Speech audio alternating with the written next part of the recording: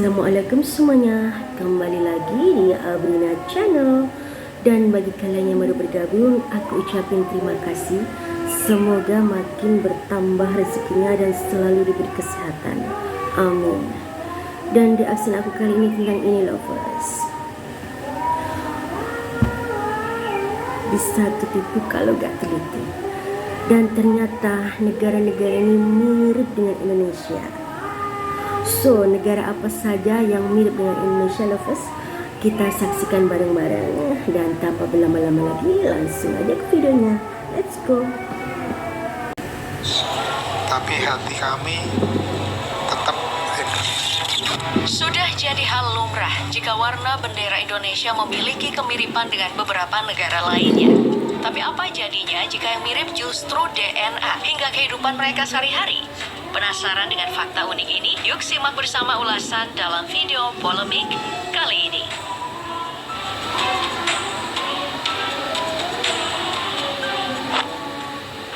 Di posisi pertama ada Madagaskar. Ya, siapa yang menyangka jika Madagaskar ternyata memiliki kemiripan dengan Indonesia? Mungkin ini terdengar sedikit lucu mengingat jarak antara negara ini berada jauh dan terletak di pesisir timur Afrika. Tapi faktanya, ditemukan kecocokan antara DNA orang Indonesia dan Madagaskar. Jadi bisa dipastikan nenek moyang orang Madagaskar sebenarnya berasal dari Indonesia. Dari segi fisik pun, orang Madagaskar tidak sama sekali memiliki kemiripan dengan orang Afrika, tetapi sangat mirip dengan orang Indonesia. Bahkan, kemiripan ini sudah dibuktikan dengan sebuah riset yang dilakukan oleh Massey University dan menemukan fakta unik jika DNA mereka benar-benar memang cocok dengan orang Indonesia. Lantas, bagaimana hal ini bisa terjadi? Kisah ini berawal dari perjalanan yang dilakukan orang-orang Indonesia ke Madagaskar di masa lalu. Sebanyak 30 perempuan Indonesia mendarat ke pulau mereka dan membentuk sebuah koloni baru, yang akhirnya berkembang menjadi koloni yang mereka sebut Malagasy. Meski tidak diketahui pasti dari suku mana mereka berasal, tapi saat berkunjung ke sana, kamu akan dibuat tercengang dengan familiarnya kehidupan orang Indonesia yang lazim mereka jalani. Misal dengan makanan khas, tempat tinggal, hingga bahasa yang mereka pakai sehari-hari. Bentuk rumah mereka juga persegi, tidak berbentuk bulat seperti tempat tinggal orang Afrika pada umumnya. Di bagian atap rumah juga memiliki kemiripan dengan rumah joglo pada rumah adat Jawa. Sebelum agama Katolik masuk, mereka bahkan membangun rumah dan tempat ibadah menghadap ke Indonesia. Karena hal ini dianggap sebagai bentuk penghargaan mereka kepada negara nenek moyangnya.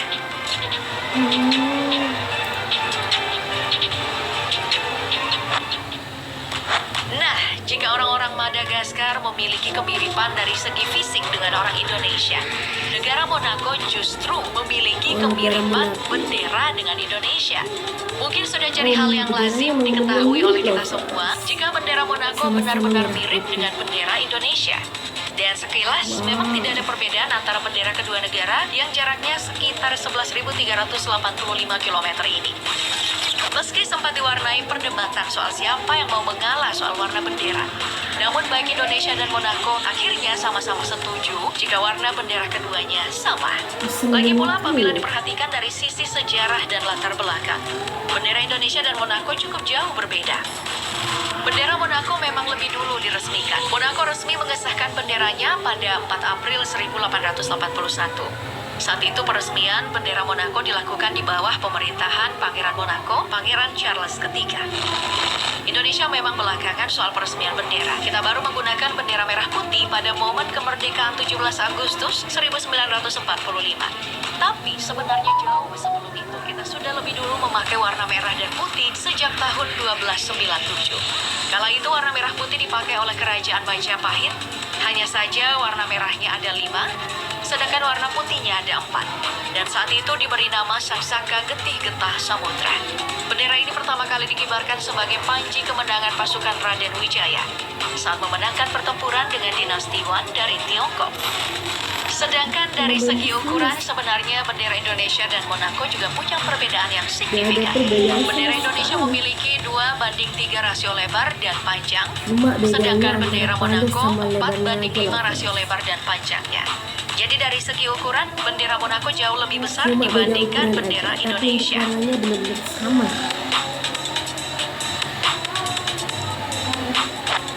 kalau gak hati-hati. Selanjutnya bisa ada ketipu Pulau kita. Natal. Ya, sesuai namanya, pulau yang satu ini diambil saat perayaan Natal. Tapi siapa sangka mayoritas penduduk Pulau Natal atau yang lebih dikenal dengan nama Christmas Island ini mayoritas memeluk agama Islam. Agama Islam ini dibawa oleh penduduk Pulau Natal di masa lalu yang mayoritas Namanya Pulau dilakukan oleh Natal, orang-orang tapi Melayu yang bermigrasi yang dan menetap tinggal di sana. situ rata-rata agama Mereka juga Islam. memiliki kemiripan fisik Wah, dengan luar orang biasa. Indonesia karena dihuni oleh orang-orang Indonesia dari suku Jawa. Itu karena wilayah Pulau Natal dengan Pulau Jawa memang sangat dekat dan hanya terpaut 500 km saja. Pulau seluas 135 km persegi dan memiliki lebih dari 1.800 jiwa penduduk. Tapi meski berdekatan secara geografis dengan Pulau Jawa, Pulau Natal berada di bawah kekuasaan Australia. Sempat menjadi pulau yang terisolir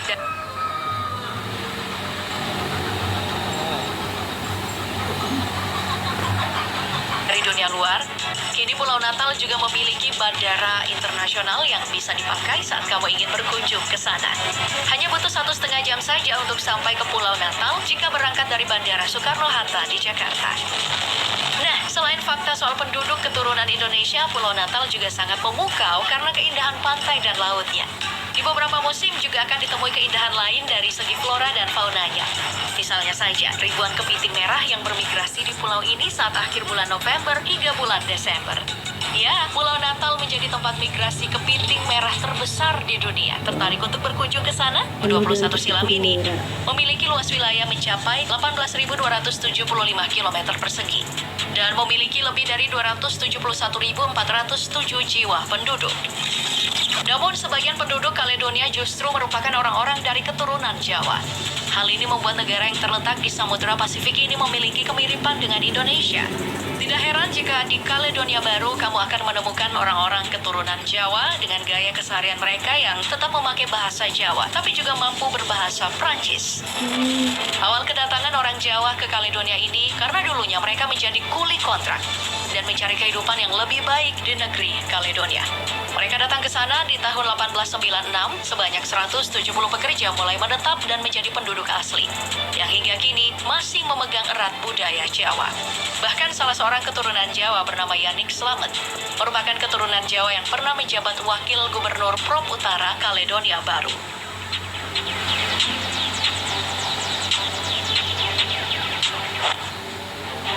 Di sebelah Pulau Natal ada Pulau Cocos atau yang familiar disebut Cocos Killing Island. Pulau ini dibagi menjadi dua, yakni West Island dan Home Island. Home Island dihuni oleh orang-orang dari suku Melayu, Kalimantan, dan Jawa. Sedangkan West Island dihuni oleh orang-orang Barat dan berbahasa Inggris. Jadi tak heran jika berkunjung ke Pulau Cocos akan ditemui kehidupan orang-orang yang sangat mirip dengan orang Indonesia dari suku Jawa dan Melayu Kalimantan. Awal mula kedatangan orang-orang Jawa ini terjadi di tahun 1827, di mana Kapten John Clunies Ross yang tak lain adalah Raja Kepulauan Cocos, membawa pekerja dari Pulau Jawa dan Melayu Kalimantan untuk bekerja sebagai pemanen biji kakao di sana. Pada akhirnya, mereka memilih menetap dan menjadi penduduk mayoritas yang memeluk agama Islam, hingga memenuhi 75% dari total penduduk Pulau Cocos. Jadi penduduknya agama Islam ya, Profesor. Begitu juga dengan Suriname. Hampir 15% dari total penduduk Suriname adalah orang-orang Jawa. Sekitar 618.000 penduduk keturunan Jawa sampai saat ini menghuni Suriname. Kedatangan orang-orang Jawa ini dimulai pada tahun 1890 hingga 1939, di mana sekitar 33.000 orang Jawa melakukan migrasi ke Suriname. Kedatangan mereka menjadi salah satu pemicu pertambahan penduduk keturunan Jawa yang menghuni Suriname. Bahkan yang lebih membanggakan lagi, ada seorang keturunan Jawa yang menjabat di pemerintahan Suriname. Namanya adalah Raymond Sapun, yang tak lain merupakan keturunan asli Banyumas, dan sempat mencalonkan diri sebagai presiden Suriname pada tahun 2015 silam. Orang Jawa tapi mencalonkan sebagai presiden di Suriname. Baik, negara terakhir ada Thailand. Salah satu negara rumpun Asia Tenggara ini ternyata juga memiliki satu wilayah yang dihuni oleh mayoritas orang-orang suku Jawa. Namanya Koh Panye, sebuah perkampungan terapung tradisional yang tak jarang ditemui kearifan lokal khas Indonesia. Letaknya berada di lepas pantai selatan Thailand. Oh, ini kampung Perkampungan terapung, Muslim ini guys. dihuni Dan oleh lebih hanya dari dihuni 400 kepala keluarga oleh dan lebih orang dari Jawa. 1.600 Dan jiwa mereka penduduk rata-rata keturunan Jawa. beragama Islam. Sama seperti namanya, kampung terapung Koh Panya ini didirikan oleh 3 orang nelayan keturunan Jawa yang datang dan menetap di sana. Kini lebih dari 200 tahun sudah, Koh Panya menjadi perkampungan Jawa yang terletak di negara tetangga Thailand.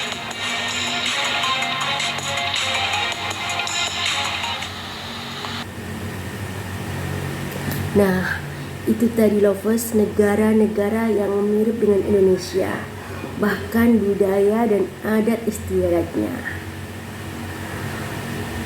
Dan jangan lupa tonton video lainnya di channel ini. Terima kasih. Wassalamualaikum.